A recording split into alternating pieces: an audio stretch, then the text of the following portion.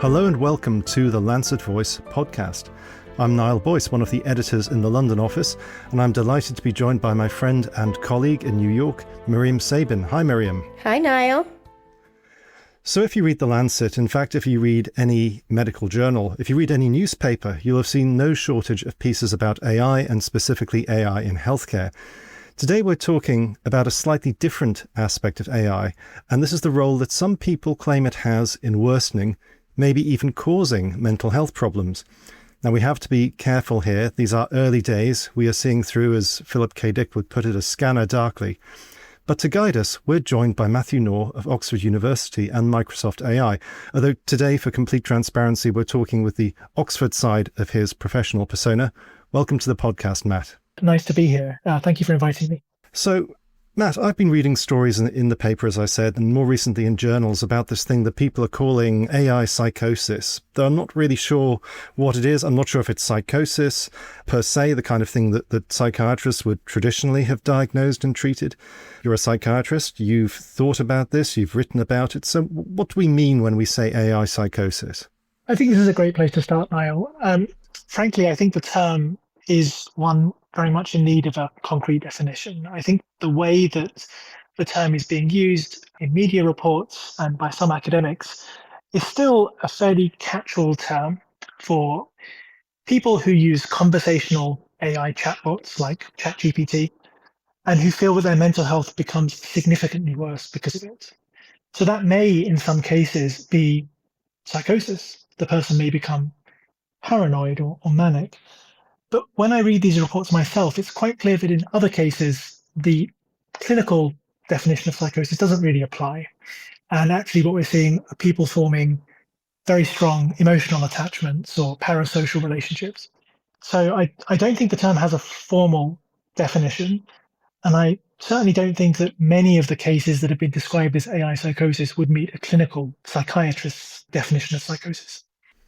So to press you a little on that, one thing which in your training you're told about are these things called overvalued ideas. So these are things which aren't quite the sort of strength of psychosis. They don't quite have the normal associations of hallucinations and so on, which we'd have in that condition.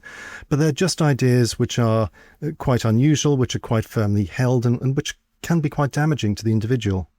Yeah, I think that's a useful distinction. Perhaps to introduce another concept, the concept of insight. I think that there are people that, for example, do form very strong emotional bonds with some conversational AI chatbots, but actually when pressed may well tell you that they fully understand that the system is a technology and that there is no consciousness behind it, etc. So I think it's very hard, because, Niall, of what you said about this being such early days and many of these studies being very observational or reports being very observational, when reading media reports or Reddit forums, you're often struck by the lack of information that you would like to have. Information about past psychiatric history, onset trajectories, sleep, perceptions, functioning. And so we're doing a lot of guesswork, I think, in some of these cases.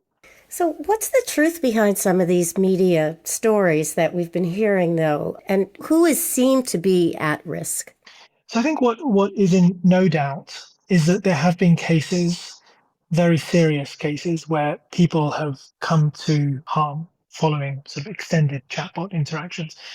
Many of these cases arose over a year ago around the time of a GPT-4 model, one of OpenAI's models, which would start to be particularly sycophantic, and we can go into that, I'm sure.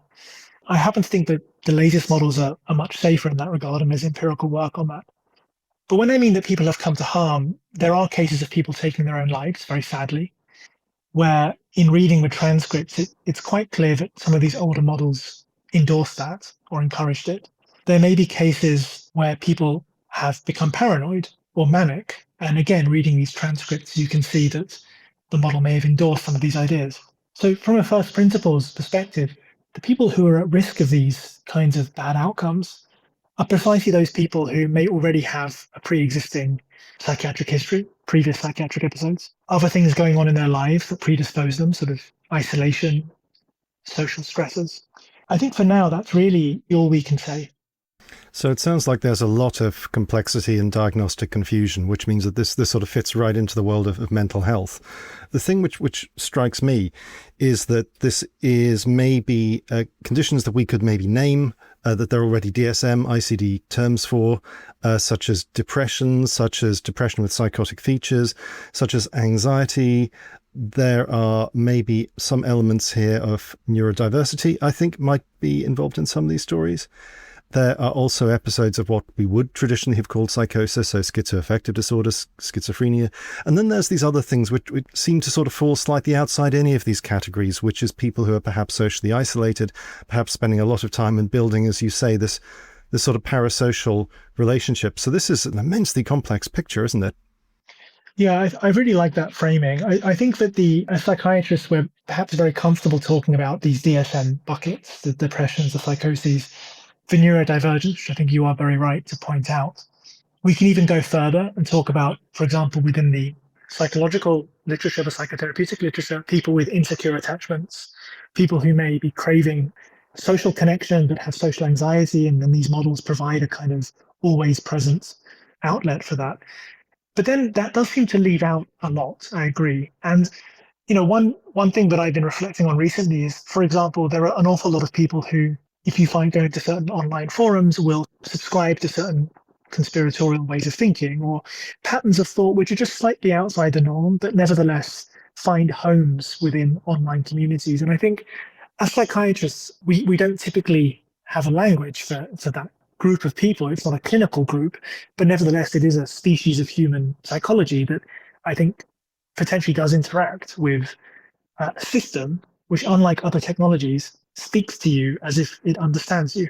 I'm wondering if we could take a little bit of a step back and think about the mechanisms that respond to this within the AI as they've existed so far. And of course, it's changed tremendously from a year ago to even 6 months ago to now. But what has it been within the AI themselves that you think has been causing this more particularly? Maybe you could tell us a little bit also about how this has been changing over time.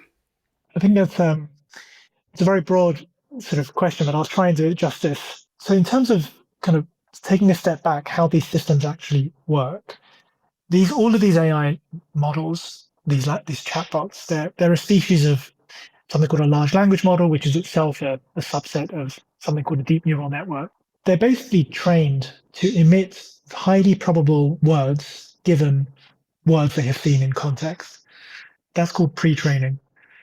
And then when these LLMs are used by companies like OpenAI, Anthropic, Microsoft to form the bedrock of a chatbot, there is a further training which goes on called post-training, which makes them more conversational, nicer to talk to, more readily able to follow instructions. That's incredibly useful when using these models, for example, as coding agents or as productivity tools. I think that when the same model is embedded within a chat interface and a very small subset of users seek to engage in that for parasocial relationships, for example, I think what we saw certainly in earlier models is a tendency for the model to be drawn further and further into the framing of the conversation. So if the user, for example, is framing the conversation as a romantic interaction, the model may start off by resisting that. But as more and more context builds up, as the number of turns increases, because the model is trying to predict the next most probable word, actually, it's now the next most probable word in the context of a romantic conversation. So that has been called, for example, a species of that is called sycophancy, where the model is more likely to agree with you. Because this is now a known risk, over the last, I would say, 1 to 1.5 years, all the big companies have taken enormous steps to make sure that their post-training does not do this to the extent that we can give those assurances. And it does seem on various sort of sycophancy and mental health benchmarks that every new release now is better than the last. So if OpenAI release a new model and they release a model card, it will typically now have how does this model do on coding tasks, how does it do on maths tasks, and how safe is it on mental health. So there's clearly a recognition now that this is an important dimension. And in some of my own research, we find it much harder to break these later models in mental health contexts to get them to emit more troublesome output. So let's talk about the humans for a moment here. The thing which interested me when I started reading about these cases, although, as you say, Matt, there wasn't always all the information that you'd necessarily want as a psychiatrist, was how they seem to be preying on certain vulnerabilities which our minds have. And this was interesting to me because I'd always thought about developing delusions, developing overvalued ideas even, as being comparatively rare when set aside things like depression and anxiety. They're clearly quite common, but they're not as common.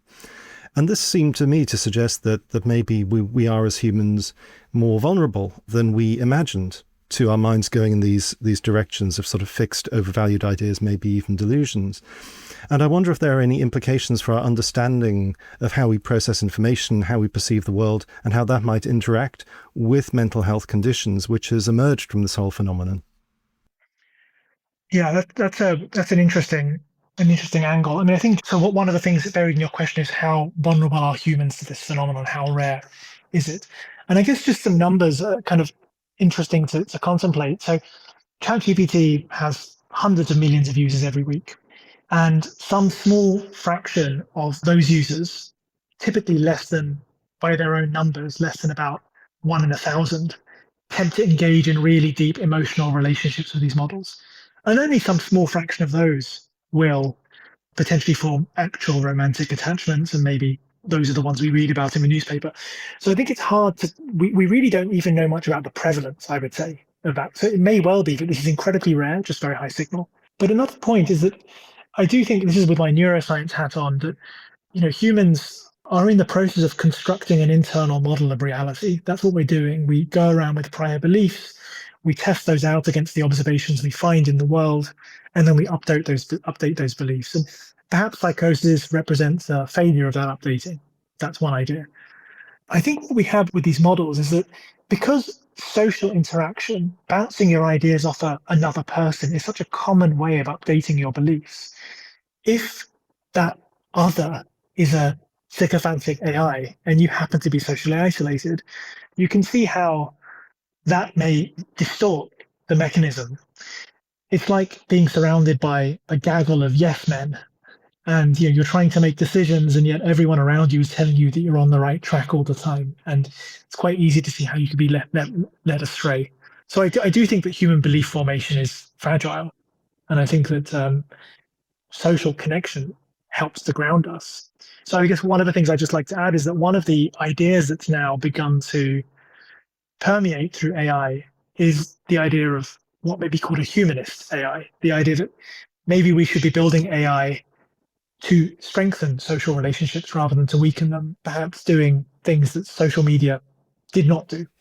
That's really interesting, because I was wondering, has there been anything in these cases to suggest that people who have been caught up in this more have been more socially isolated, have fewer social support, so they have perhaps fewer people to go to bounce off ideas? The idea that, we all came from communities for most of human existence, where you go outside and you probably get too many opinions from your community and your neighbors, has changed completely and has been narrowed down so much.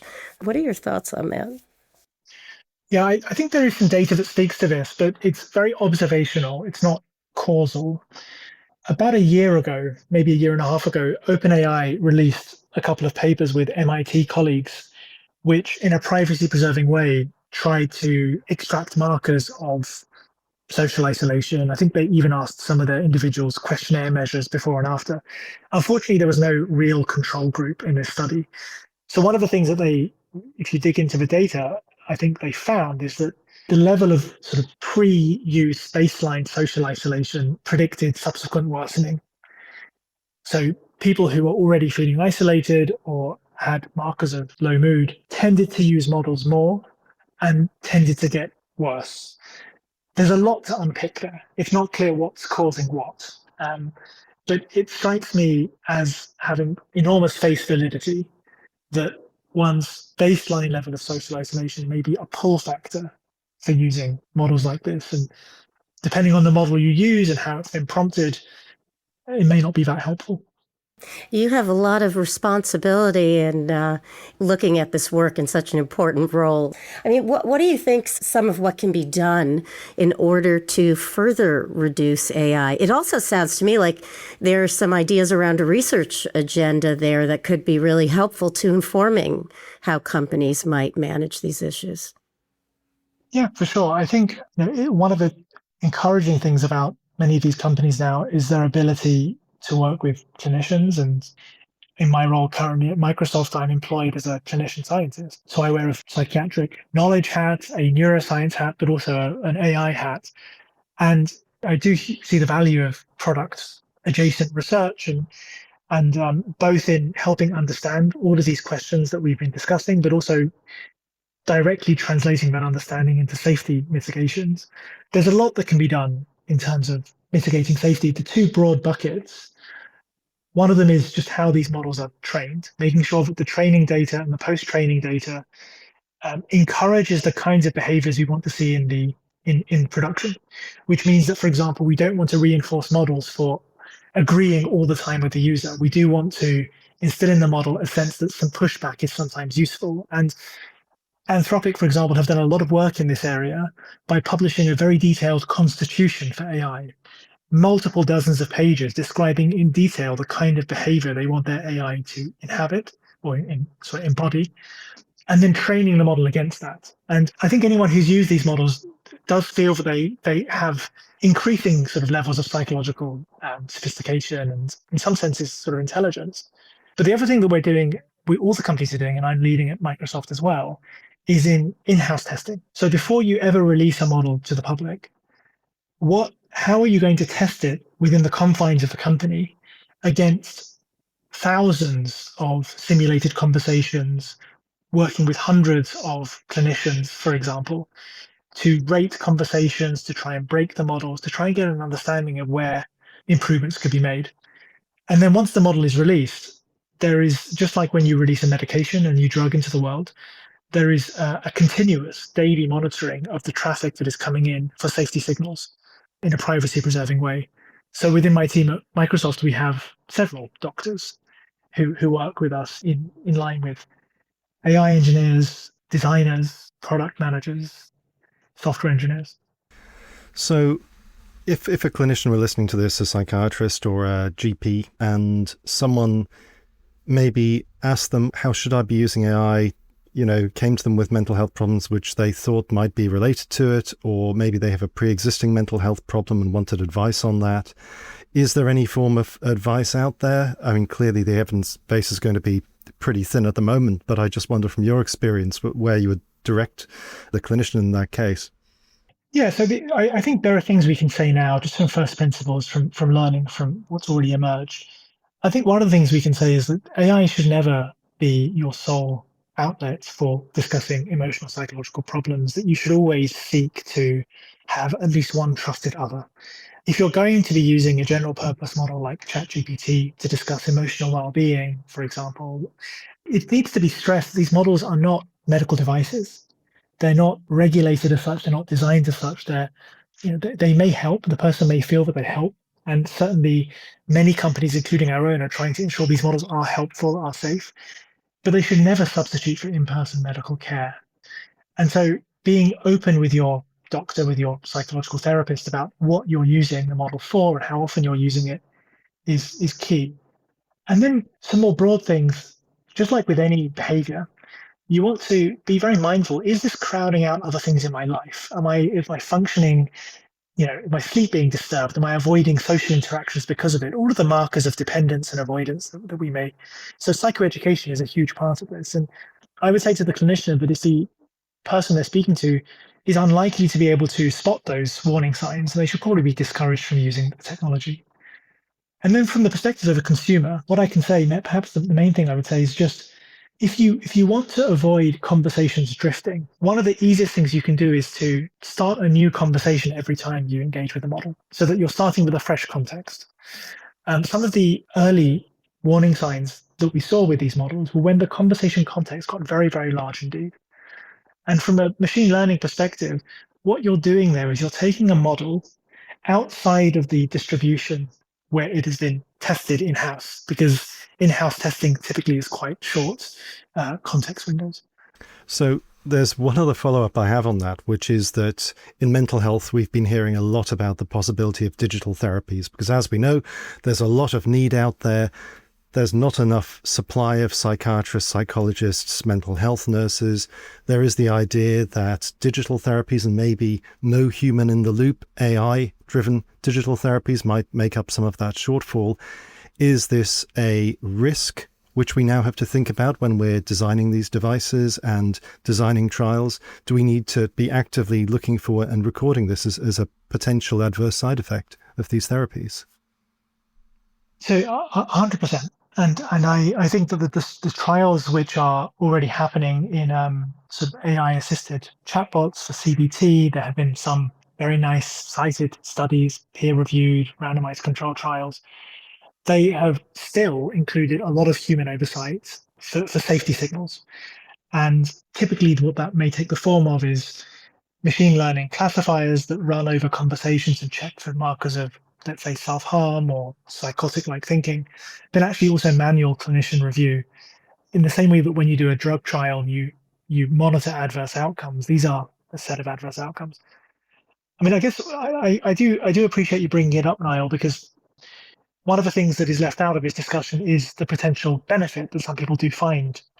And I think for every trial you can, or study, published paper that you will find talking about harms, you'll find another one talking about benefits. And there are even survey studies of students who have said it has reduced suicidal ideation in them. I saw a recent survey in a demographically matched American population that found that young Black people in particular, people who'd experienced mental health stigma, found it more useful than on average than those who did not experience psychiatric stigma to use such models, just because the barrier to seeking therapy is not just an access barrier, it can sometimes be a stigma barrier as well. I think there is an incredible benefit that could come from these models if the risks are kept in mind. And it's holding those two things in mind, the risks and the benefits, which is part of a challenge of my current role, but something I do find sort of exciting. So it sounds like the message we're getting is we need more data. We need to keep a cool head, think about the benefits as well as the risks, and that we need to think about broader issues as well, such as social isolation, rather than just simply focusing on this one issue, and start a new conversation as you recommend. Thank you very much for joining us, Matt, and thanks as ever, Miriam. And thanks to you, the listener. I hope you've enjoyed this podcast. Do please like and subscribe, and we'll continue to provide you with podcasts on key topics in 21st century health. If you'd like to leave us a rating, preferably a high one, that would be fantastic. But for now, goodbye, and I do hope that you'll join us again next time.